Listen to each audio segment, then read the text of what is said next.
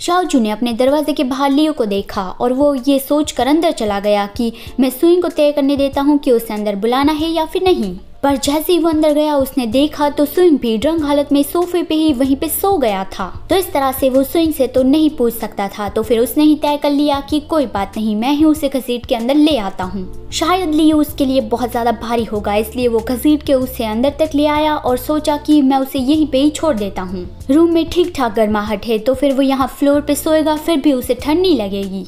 फिर वो लियो को देखकर उसके बारे में सोचने लगा कि ये पर्सन तो सच में बहुत ज़्यादा गुड लुकिंग है, बस अगर मैं उसके जैसा दिख पाता तो फिर वो खुद को रोकता है कि नहीं, मुझे ऐसा नहीं सोचना चाहिए, ये तो यूजलेस है। चाहे मैं जैसा भी दिखूं, मेरे और सुइंग के बीच में बात आगे नहीं बढ़ेगी। हम दोनों एक ही दुनिया से नहीं है। मतलब कि शाओजू की फैमिली वही उम्मीद कर रही होगी जो सुइंग सोच रहा था कि शाओजू एक लड़की से शादी करेगा और फैमिली लाइन को आगे बढ़ाएगा। फिर आगे सुइंग ने लियो को एक केक लगाई और बहुत ही लाउडली चिल्लाया कि गेट अप। लियो तुरंत ही जाग गया और वो सुइंग से कुछ बात करना चाहता था, पर सुइंग ने चिल्लाया कि जल्दी से उठो, तुम्हारे फोन का रिंगटोन बहुत ही ज्यादा अननोइंग है। लियो ने अपना फोन चेक किया तो उसके बड़े भाई का कॉल आ रहा था। लियो फोन उठा नहीं रहा था तो फिर सुइंग ने उसके हाथ से फोन ले लिया और बोलने लगा कि ये तो तुम्हारे भाई का कॉल है, तुम उठा क्यों नहीं रहे हो। फोन पे लियो का बड़ा भाई चिल्लाने लगा कि तुम आखिर कहाँ पे भाग के चले गए हो, मॉम डैड यहाँ पे बहुत ज्यादा गुस्सा है। तो फिर सुइंग ने शांति से उसे बता दिया कि वो यहाँ पे भाग के मेरे पास वापस आ गया है, तुम यहाँ से ले जाओ उसे।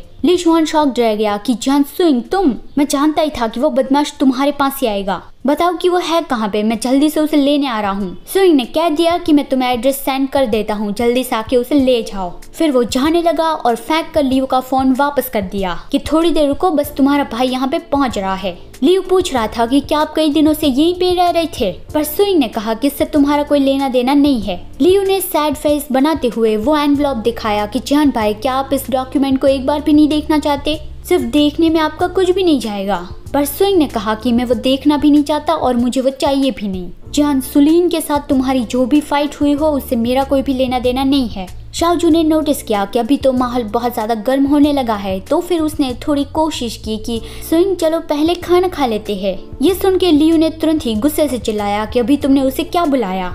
वो बार बार यही पूछने लगा और चिल्लाने लगा कि आखिर तुम खुद को समझते क्या हो, आखिर तुम्हारे पास कौन सा हक है उसे उसके नाम से बुलाने का। और वो सोचने लगा कि सुइंग ने तो मुझे कभी उसके नाम से नहीं बुलाने दिया, मैं 1 साल से भी ज्यादा वक्त से उसके साथ था, फिर भी